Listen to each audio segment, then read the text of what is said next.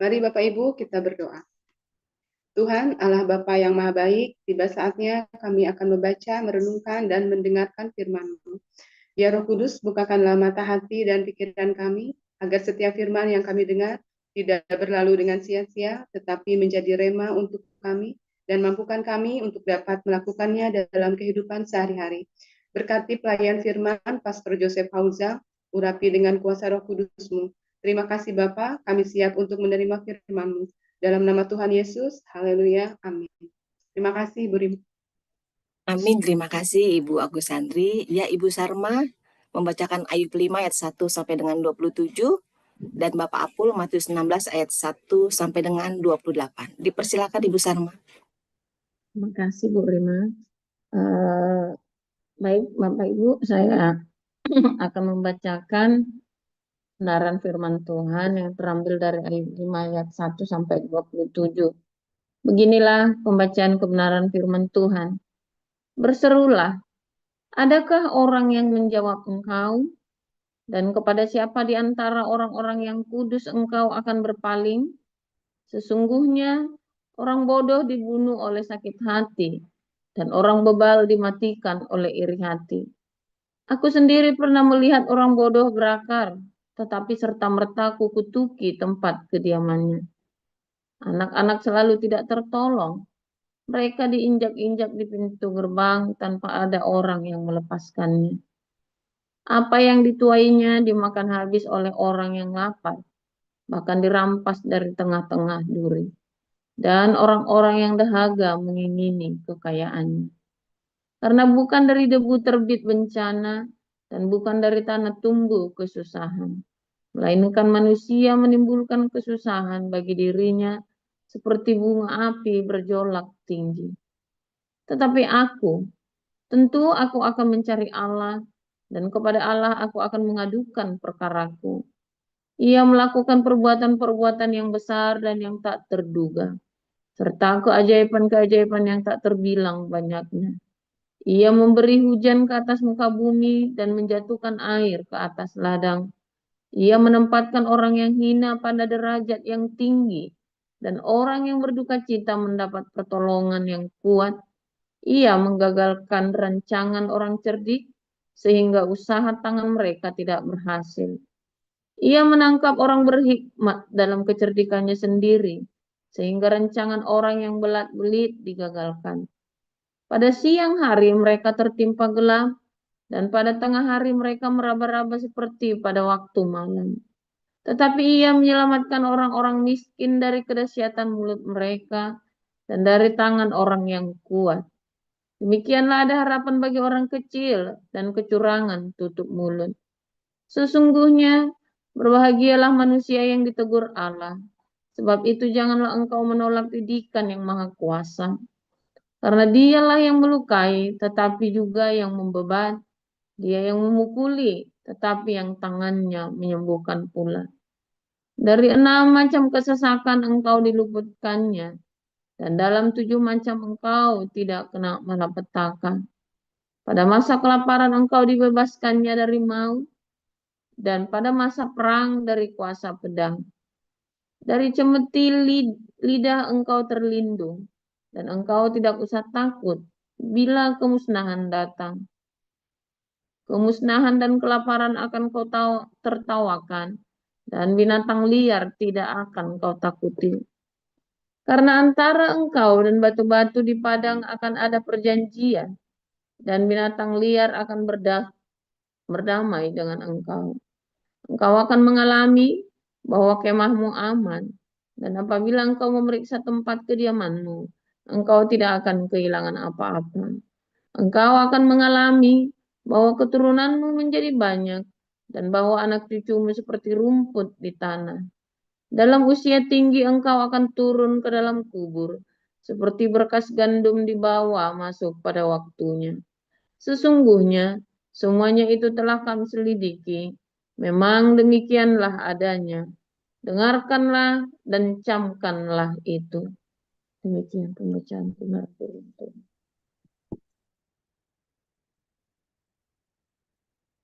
Baik, saya lanjutkan Matius 16.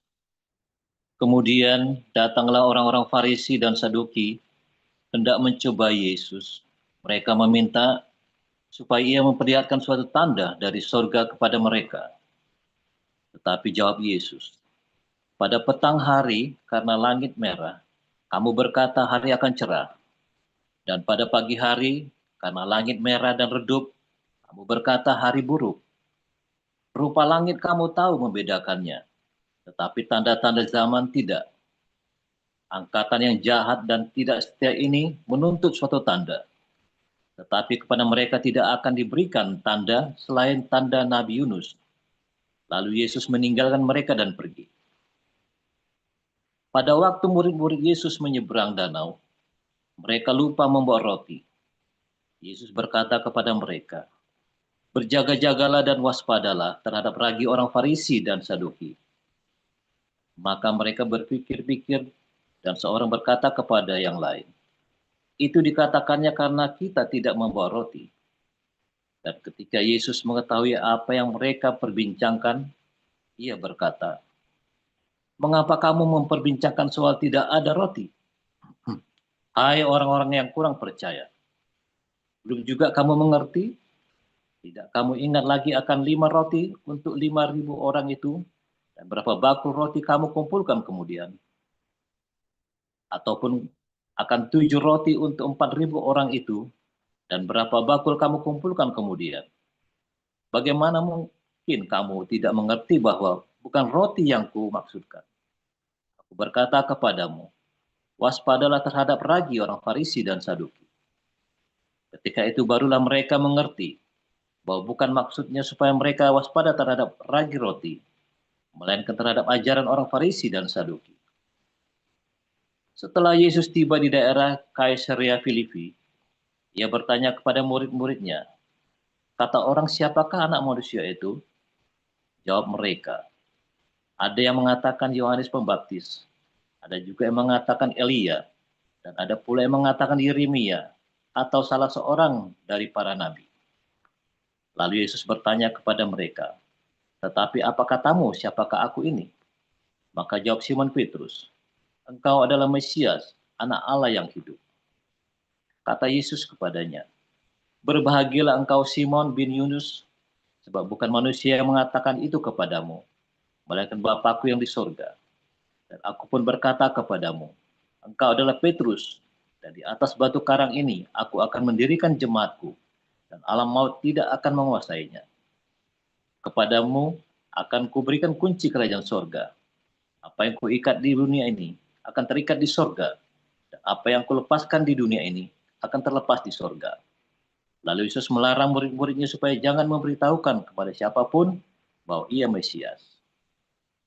Sejak waktu itu Yesus mulai menyatakan kepada murid-muridnya bahwa ia harus pergi ke Yerusalem dan menanggung banyak penderitaan dari pihak tua-tua, imam-imam kepala, dan ahli-ahli Taurat, lalu dibunuh dan dibangkitkan pada hari ketiga.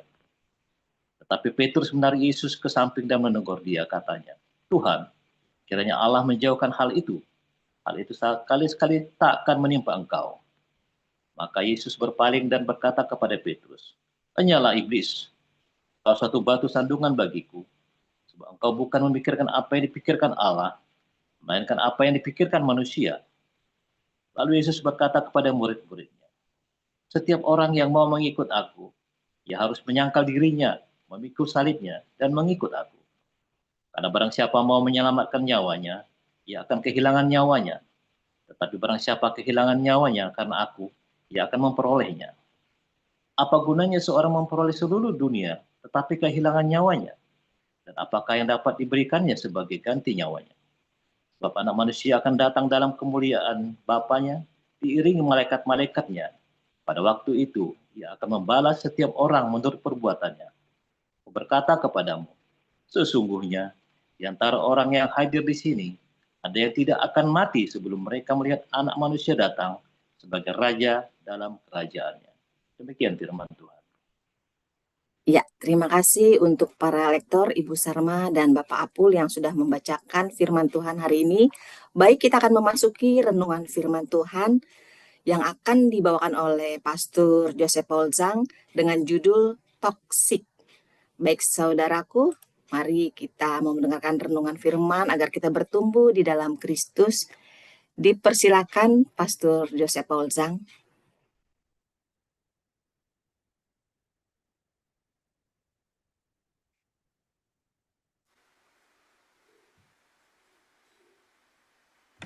Sebentar ya, sebentar. Orang ini ya. Cukup. Sebentar.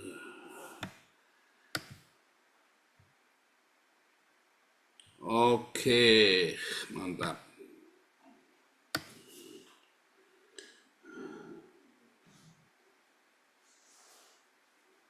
Temen ya. Kenapa ini nggak mau nih? Udah bisa. Ayub 5.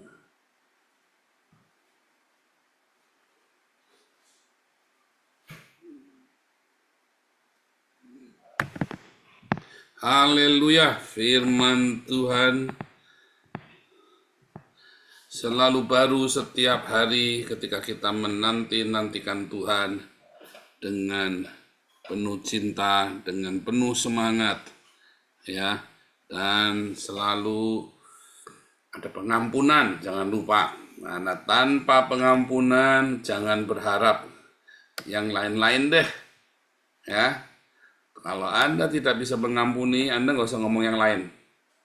Ya, berat, pokoknya berat. Kalau Anda tidak mau melepaskan pengampunan untuk istrimu, untuk suamimu, ya, untuk untuk keluargamu, untuk semua, untuk musuh-musuhmu, untuk siapapun, berat.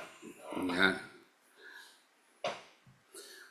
Haleluya, kita masuk ya setiap hari di dalam pembacaan firman Tuhan dan tips-tips praktis setiap hari bagaimana menghadapi kehidupan, bagaimana Anda bisa memanage dan selalu hidup dalam kemenangan. Ya, di embun pagi ini ada metanoia, diajarin saudara ya. Di embun pagi ini diajarin. Ya. Penting saudara ya, kalau Anda belajar timbun pagi ini, Anda belajar terus menerus ya. Oh ya, ini kita live di Facebook dan live di TikTok ya saudara ya. Saya live di TikTok soalnya supaya algoritmanya jangan putus ya. Apalagi yang suka kasih topik cowboy. Oke, terima kasih. Saudara, ketika kita besuk, kemarin ya, kita temanya masih tema tentang besuk ya. Besuk atau mengunjungi orang, tengok orang ya. Kita memberikan perhatian. Atau ketika kita sedang bicara, kita sedang menasihati, kita lagi sharing sama sahabat kita, keluarga, dan tolan ya, saudara ya. Saudara, banyak orang suka cerita yang kelihatannya positif, saudara ya. Jangan berpikiran negatif begitu. Ya, kita lagi ngomong, kita sedang ngomong, antisipasi, kita sedang memberikan nasihat, kalau kamu gini, nanti gini ya. Kita memberikan pertimbangan yang matang. Ya, lalu ada orang-orang toksik, saudara ya, orang-orang toksik itu. Ya, orang toksik itu kelihatannya dia ngomongnya baik. Oh, jangan begitu, ngomongnya jangan negatif begitu. Masa anak Tuhan ngomongnya negatif begitu? Itu toksik, saudara. Hati-hati, saudara ya. Jangan kamu pikir itu dia sedang ngasih hal yang positif untukmu loh saudara. Oh, kita harus selalu berpikir positif. Nah, itu hati-hati saudara ya. Serius saudara ya. Orang-orang yang kita harus selalu berpikir positif. Anak Tuhan tidak boleh begitu. Dikit-dikit firman Tuhan bilang begini. Tapi dia sendiri nggak melakukan saudara. Orang ini toksik sekali. Hati-hati saudara ya. Sebentar ya. Ada orang-orang toksik yang kalau ngomong selalu negatif, selalu mengeluh terus hidupnya, saudara. Itu toksik. Mengeluh inilah, mengeluh itulah, mengeluh apa semua dikeluhkan tiap hari. Loh. Itu orang yang toksik ya. Karena memang hidupnya udah pernah dasarnya orang ini memang pernah gagal dan dia trauma dengan kegagalan itu. Ya. Maka dia akan terus toksik, saudara ya. Dan dia tidak bisa move on, dia tidak bisa bilang Tuhan, apapun yang terjadi, sekarangmu Tuhan, pokoknya aku sama Tuhan, aku jalan. Dan dia rawat hidupnya benar-benar jalan sama Tuhan. Kalau dia gagal dengan seperti itu, saudara, dia akan terus. Saudara ingat orang-orang di padang gurun, orang Israel di padang gurun, itu orang-orang yang sudah mendapat banyak sekali kemurahan dari sorga. Tapi mereka selalu mengeluh setiap hari. Itu orang-orang toksik, saudara. Ya, itu orang yang toksik. Ya, selalu ngeluh. Udah dikasih mana, sudah dilepaskan dari Israel, dari Mesir, dari perbudakan Mesir. Harusnya senang. Kalau mereka jalan sendiri nggak bisa menang, nggak bisa lepas dari Mesir. Berkat pertolongan Tuhan mereka keluar dari Mesir. Di tengah jalan mereka ngeluh, harusnya kita di sana saja, harusnya kita dulu jadi budak saja. Nah, itu toksik tuh, saudara ya.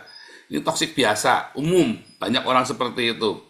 Ya, 9 dari 10 orang yang Anda temui itu seperti itu. 9 dari 10 orang yang Anda temui itu seperti itu. Wah, harusnya kita duduk di sana saja. Harusnya kita duduk sana saja. Harusnya duduk begini saja dulu. Harusnya duduk begini. Yang sudah terjadi jangan disesali, saudara, jalan terus. Saya kalau keluarga saya mau ada ngomong gitu, isi saya, anak saya tahu, diam. Tak gituin, saudara ya. Diam. Masa depan. Oh, langsung tak tegur, enggak boleh, saudara. Di rumah saya itu enggak boleh. Itu, oh, harusnya duduk begini, oh, harusnya duduk begitu. Diam, udah terjadi. Jalanin. Jangan tengok apa yang sudah salah. Ya, makanya di rumah saya nggak ada tuh yang negatif. Anak saya jatuh bangun, apapun terjadi anak saya jatuh, ya, dua-duanya. Termasuk saya dengan istri saya. Kita berapa kali kita jatuh, saudara, bangkrut, 2 kali masuk penjara. Ya, sampai sekarang kita masih ada, masih eksis. Ya, saudara ya. Oh, hebat bukan. Kita bukan hebat. Hanya kita yang sudah selesai sudah. Mulai lagi. Ya. Supaya jangan jadi racun, karena yang namanya masa lalu itu sudah expired.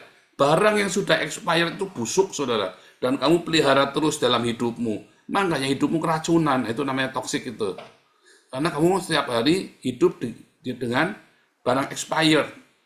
Barang yang sudah expired, kamu hidup dalam sebuah memori yang sudah expired dan kamu terus di situ, keracunan kamu tuh. Itu namanya toksik. Tapi itu 9 dari 10 orang seperti itu. Ya, percaya saya, kamu banyak, kalau kamu udah ketemu orang-orang begitu, saudara ya, kamu harus berani ngomong. Enggak. Jangan diladenin, saudara. Jangan di-entertain. Ya, tapi kan dia lagi curhat, Pak. Sekali, 2 kali boleh, saudara. 3 kali boleh, 5 kali nggak boleh. Serius, saudara ya. Itu, borok itu jangan di-expired. Borok itu jangan di-entertain. Ya. Borok itu kan barang luka lama. Bukan luka baru, saudara. Borok itu jangan di-entertain, saudara. Aduh, eman-eman ya. Terus enak digaduk-gaduk pinggir-pinggir, enak ya. Tapi tambah gede borok, kamu gaduk-gaduk pinggirnya, saudara ya. Enak kan borok kan enak kan, saudara? Ayo, sejujurnya, borok kan enak, bisa digaduk-gaduk pinggirnya, saudara, gatel ya. Dikit-dikit tambah gede, ya kan? Dikit-dikit tambah gede. Borok, eksim, apa ya. Pokoknya barang-barang busuk lama itu enak, saudara ya. Digaduk-gaduk enak gitu. Ya kan? Makin digaruk makin enak, makin borok kan makin enak, saudara. Sampai nanti mati, saudara, gara-gara borok itu. Sampai orang-orang menjauhimu karena bau borok kan toksik, saudara ya. 9 dari 10 orang itu begitu. 9 dari 10 orang yang hidup itu seperti itu, ya. Pak, kalau gitu iya, percaya saya. Kedua, orang yang toksik, ya. Ada orang-orang yang sudah dipelihara di padang gurun, sudah terima berkat, aku lapar, dikasih makanan, set. Makanya ini terus. Nah, itu, saudara ya. Nah.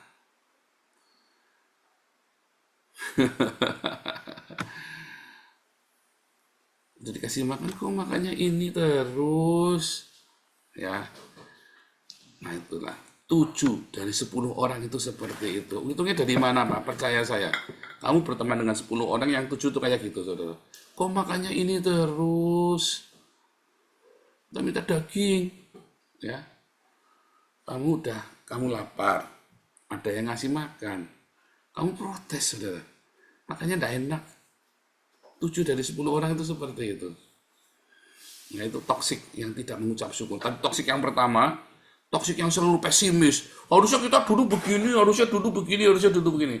Toksik yang kedua, orang yang tidak pernah bisa bilang terima kasih, orang tidak pernah terima kasih Tuhan. Untung hari ini ada makanan.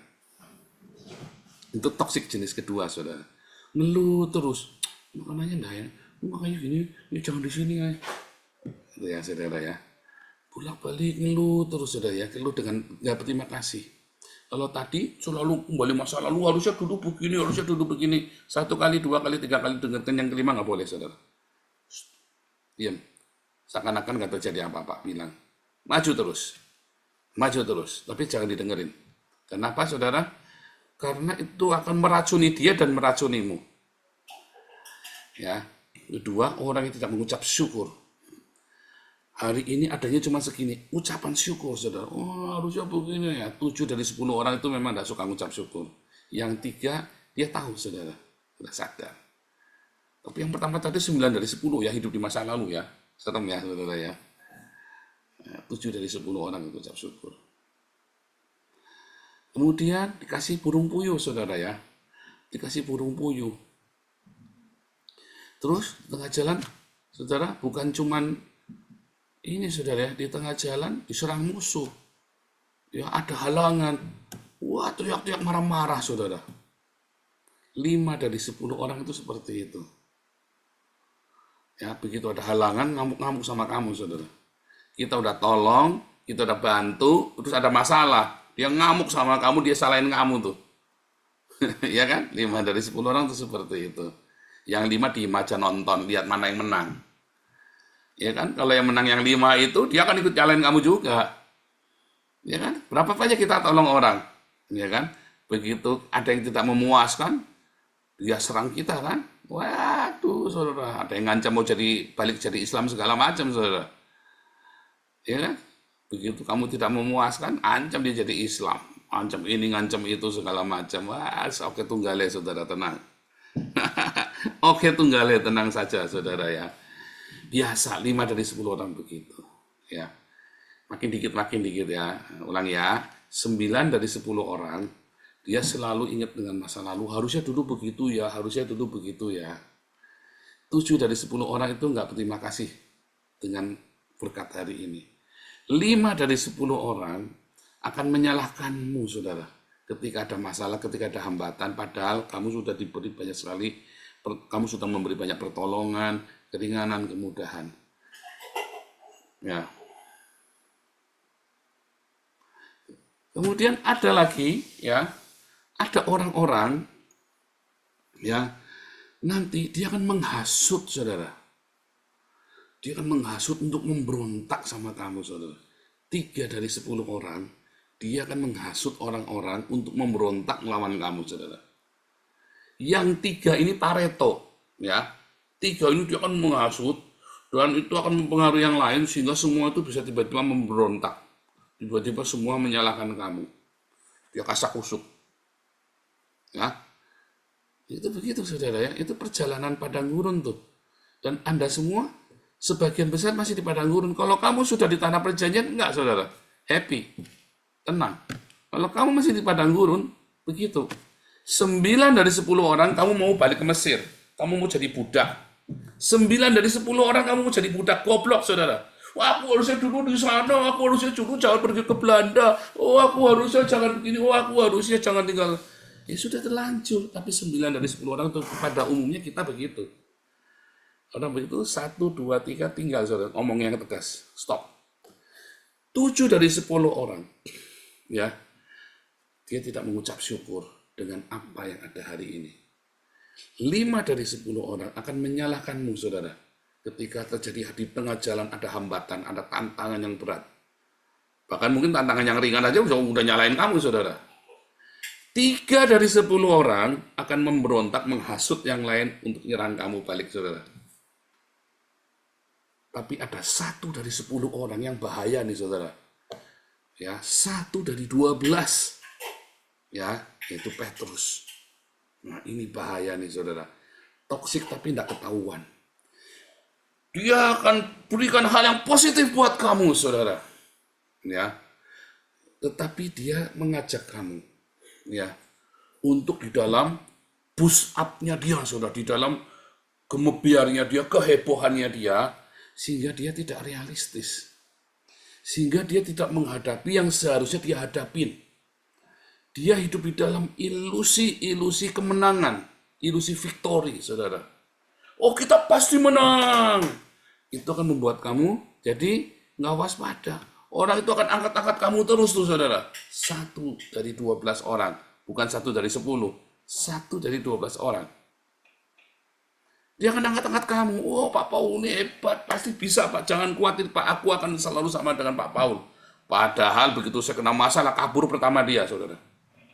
Kabur pertama sudah terjadi, saudara. Jangan ngomong enggak. Saya sudah ngalamin. Kabur pertama kali. Oh, jangan khawatir, Pak Paul. Terus tak telepon. Bro, kamu di mana, bro? Oh, udah nih sebentar ada masalah nih. Sebenarnya gini. Ini. Saya tahu dia kabur, saudara. Saya tahu dia kabur, kurang ajar. Kemarin puji-puji dia jeblosin saya. Kamu bilang kita mau maju, bro. Gimana sih, bro? Katanya kita maju bareng nih. Terus sekarang kamu balik badan nih, bro. Tiba-tiba kamu pergi. Kemarin kamu bilang oke. Kemarin kamu bilang sama saya, bro. Kemarin kamu bilang kan dukung saya. 1, saudara. Selalu ada 1 dari 12 orang yang dia akan puji-puji kamu. Dia akan angkat-angkat kamu. Ya. Di dalam ilusinya dia bukan bermaksud menyelakain kamu loh, saudara. Enggak. Tapi mungkin juga memang mencelakain. Tetapi pada umumnya dia tadinya nggak berpikir, dia berpikir baik, berpikirlah positif. Perkatakanlah yang positif, dia ngomongnya positif terus, saudara. Tetapi membuat kamu jadi tidak realistis. Saudara berpikir positif, hati-hati, saudara ya. Ada 2 kutub, ada 2 kutub ya, saudara. Berpikir negatif, ya, orang pikir negatif terus itu tadi ya, 9 dari 10 orang itu tadi negatif terus. Nah ini positif terus, saudara. Dia positif terus sampai tidak realistis, saudara. Yang di tengah-tengah ya repot juga, terlalu realistis. Oh, kita harus realistis, bro. Nggak jalan-jalan dia, saudara. Ya itu yang tadi yang dari 5 dari 10 itu realistis tuh, saudara ya. Ya kan? Yang 5 dari 10 ada hambatan, dia kan akan serang kamu. Oh, kita harus realistis. Kenapa kamu begini? Kenapa begitu? Oh, harus begini dong. Realistis dong. Padahal, ayo kita maju. Oh, enggak dong. Kita harus realistis. Wah, ada hambatan. Nggak bisa. 5 dari 10 orang tuh seperti itu, saudara. Realistis. Tapi itu toksik. Oh, toksik, saudara ya. Kamu jangan pikir orang yang realistis itu tidak toksik. Toksik. Orang pragmatis realistis itu toksik, saudara. Susah ya, saudara. Iya, hati-hati, saudara. Tapi ini ada orang yang sangat positif, saudara. Tapi dia ngawur. Hidup dalam ilusinya dia. Dia tidak realistis. Yesus datang untuk menjadi tebusan bagi orang. Oh, jangan. Tuhan akan, Allah akan menghindarkan kamu dari seperti itu. Aku akan pasang badan buat kamu. Ya. Tahu ditangging sama Yesus. Pergi kamu setan, engkau tuh batu sandungan bagiku. Ayo loh, saudara. Ya, saya sering ya di dalam mengurus, kita harus realistis. Kita harus punya iman. Jangan begitu. Iman. Kita punya iman. Saya berpikir sangat jauh ke depan. Kita punya komunitas, saya udah mikirnya jauh ke sana kemana-mana, saudara. Dari mulai software, dari mulai apa, saya sudah pikirkan semua jaringan kita. Sudah saya dulu, saudara ya. Vision itu sudah ada. Tetapi kita harus realistis, harus mantap, maju lagi mantap, ya. Kita harus lapangkan tempat kemah kita, panjangkan talinya, tancapkan patoknya itu ya, kokoh patoknya, tancapkan. Harus. Wah, nggak mungkin kita, mungkin. Siapa yang bilang nggak mungkin? Kita ini cuma bikin online aja bisa sebegini besar. Mungkin. Wah, harus realistis, saya realistis, saudara. Tetapi saya punya vision. Saya realistis. Saya bukan 5 dari 10. Saya realistis dengan sebuah visi. Tetapi ketika saya lagi lari kejar visi, saya tidak mau hidup dalam ilusi, dalam mimpi itu, saudara. Saya harus sadar bahwa itu tidak mudah. Saya harus sadar bahwa itu tidak mudah. Banyak tantangannya, banyak hambatannya. Harus sadar sesadar-sadarnya. Takut? Enggak usah takut. Waspada. Kalau ada halangan, Bukannya kamu terus berhenti. Kita mimpi setinggi-tingginya, ada halangan, jatuh terjerembab. Ya kita mimpi lagi, Pak. Bagaimana caranya mengejar mimpi, saudara, kalau kamu jatuh di tengah jalan? Bagaimana kalau mimpimu hancur berantakan di tengah jalan? Tidur lagi. Mimpi lagi, kan? Goblok, kan? Kalau kamu punya mimpi, hancur di tengah jalan, perbaiki, saudara. Mana yang salah? Ya dong, jangan kamu malah tidur. Ya, paling gampang tidur lagi, mimpi lagi yang lain. Mimpi kan gratis. Ya cuma jangan kebanyakan tidur. Kamu kalau udah ngimpi, bangun kerjain. Jatuh, jangan ngimpi lagi, cukup. Ya, perbaiki. Kalau kamu mimpi, jatuh mimpi lagi, mimpi lagi, kapan kamu ngerjainnya? Nah itu, 5 dari 10 orang itu hidup di dalam mimpi. Dia punya mimpi, tapi dia terlalu realistis. Jatuh ya sudah, berhenti, Pak. Sudah di sini saja. Enggak, saudara. Kita punya visi. Jatuh, perbaiki. Tapi kita juga jangan selalu berpikir positif. Yang sok-sokan positif. Oh, Pak, Tuhan akan bela kita, Pak. Gundulmu peang, saudara. Hati-hati, saudara. Bukan masalah Tuhan mau bela, Tuhan mau bela. Masalahnya yang kamu kerjakan itu benar nggak disuruh sama Tuhan? Benar nggak yang kamu kerjakan itu bukan dari hawa nafsumu? Ayo. Nanti diulangi lagi ya. Boleh nanya di kelas, boleh nanya hari Minggu nanti. Kamu ngerti ini, saudara? Ya, kamu jadi wise, bijaksana. Kalau kamu ketemu orang, kamu tidak akan mudah kamu ngucap. Ya, ada orang yang punya karunia menasihati. Tapi jangan membahas, oh jangan khawatir Pak, pasti bisa Pak. Oh jangan, saudara. Saya kalau datang besok orang, saya lihat.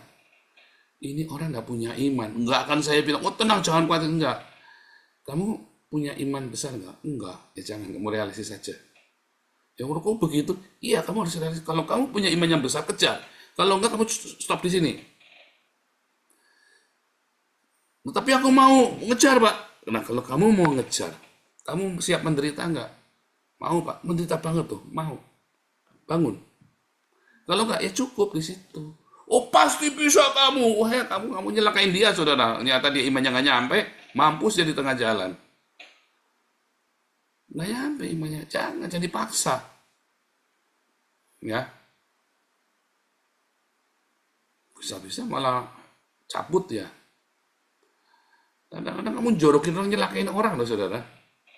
Nyelakain orang itu kamu tuh sedang nyelakain orang. Dikasih positif. Oh, saya sering dikituin orang dulu ya. Dulu saya pikir itu bagus, saudara, positif. Enggak loh, saudara. Dia nyelakain saya. Begitu saya cilaka, dia pergi, saudara. Itu nggak sekali 2 kali saya ngalamin begitu ya.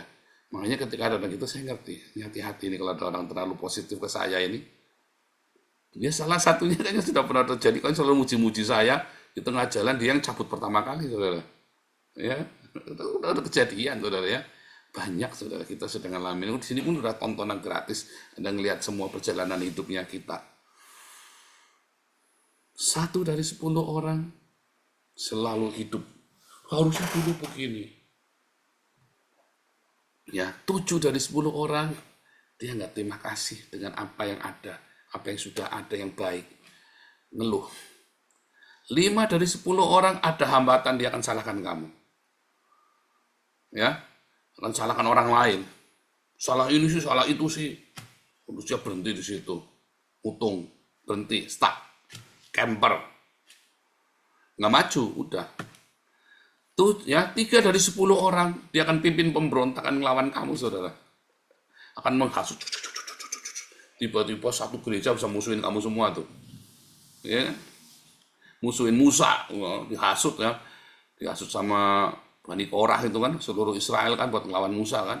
Dilempari pakai batu Musa sama Harunnya kan. 1 dari 12, saudara. Dia akan selalu kasih kamu yang positif supaya kamu terlena. Begitu kamu bang, ditinggal kamu sendirian, mampus kamu, saudara. Dia lari pertama kali. Ya Petrus kan, lari pertama kali kan. Hati-hati ketika memberikan nasihat. Hati-hati ketika lagi besuk. Jangan kamu downkan dia, saudara. Tapi juga jangan terlalu diangkat-angkat. Ya, memberi nasihat itu tidak mudah. Kamu kalau punya karunia menasihati, bagus. Tapi kalau ada orang-orang yang tidak bisa menasihati, jadi keminter, jadi keblinger, kamu malah jadi jerumusin dia, saudara. Jangan sok memberi nasihat kalau kamu udah ngerti. Kadang-kadang kalau ada orang curhat, kalau ada lagi besok, mendengar itu lebih baik. Dan kamu bilang, aku tuh mau ngasih nasihat, mau ngasih saran, masalahmu tuh terlalu kompleks. Kita doa aja ya. Itu lebih bijaksana. Waktu kamu besok, itu lebih wise. Daripada kamu sok ngajari, kamu lebih pintar. Oh, ini diobati itu saja, dikasih itu saja, begitu mampu, saudara. Orangnya diobati salah obat, kasih alternatif ini, alternatif itu, kamu sok-sokan pinter. Gara-gara kamu tiap hari di dokter mesos, rasanya kamu lebih pinter daripada dokter terawan, saudara. Tiap hari kamu nongkrongnya di dokter medsos, terus kamu merasa lebih pinter daripada dokter terawan. Ada orang sakit ini, sakit itu, oh obatin ini saja, obatin itu saja. Saudara ya. Malah mampus, nah itu sama seperti orang menasihatin, pemintar. Jangan, saudara. Kalau kamu tidak tahu bagaimana menasihati, lebih baik ketika kamu besuk, ketika kamu ada sahabatmu, temanmu, saudara seiman curhat, kita doa aja yuk. Kamu doakan, Tuhan, ini masalahnya pelik Tuhan. Kami serahkan sama Tuhan. Gitu, saudara. Berikan kekuatan, berikan damai sejahtera, berikan hikmat. Ya Tuhan yang tuntun. Jangan kamu yang ngajarin-ngajarin, kecuali kamu punya, memang kamu tahu kamu punya karunia itu, dan kamu tahu itu nasihat itu pasti benar. Kalau enggak, nanti kamu mesti jerumuskan. Antara kamu ngedownkan dia, atau kamu ngangkat dia, tuh jatuh orang itu. Atau kamu malah kasak-kusuk, iya nih, ini malah kasak-kusuk, kamu terhasut sama dia. Kamu kena toksik juga, ayo kan. Loh, banyak kali terjadi begitu kan. Berapa banyak tuh pengurus-pengurus yayasan. Tadinya baik sama saya juga nggak ada salah sama dia, kasak-kusuk yang dimusuhin saya. Itu Amin Wijaya sama Alengso. Alengso ributnya sama Amin Wijaya ribut, ya.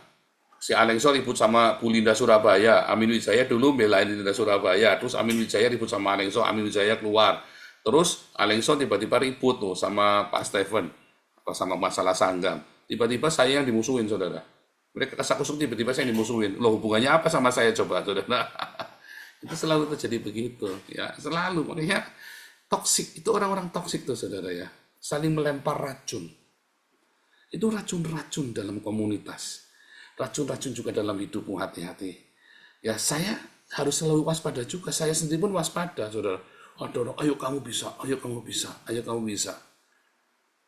Saya hanya percaya sama anak, saudara. Kalau bilang kamu bisa itu, saya cuma percaya sama anak. Sungguh, saudara ya. Soalnya banyak orang bilang saya kamu bisa, malah jeblosin, saudara. Wah, saya udah bolak-balik bilang kamu bisa itu ya. Malah dijeblosin saya. Ya, itu salah satunya itu tadi, omnya anak itu pernah jeblosin saya tuh. Waduh, dia angkat-angkat, buang. Saya di penjara, saya difitnah sama dia, saudara. Dia angkat-angkat, didorong jauh-jauhnya, kemudian disungkal dari belakang, ditusuk, saudara. Saya ngalamin tuh, saudara ya. Saya hanya percaya sama anak kalau bilang kamu pasti bisa dalam masa-masa yang berat, kamu pasti bisa. Saya hanya percaya sama anak, saudara. Karena dia sudah ngalamin dengan saya sampai ke jurang maut, sampai ke neraka itu, saudara, kita udah ngalamin. Pasti bisa. Ya, saudara ya. Hati-hati kepada siapa kamu percaya, kepada siapa kamu dengarkan, dan bahkan ketika kamu berkata-kata nasihat orang, hati-hati, saudara. Saya kalau udah mentok, ya doa saja yuk. Tuhan Yesus memberkati.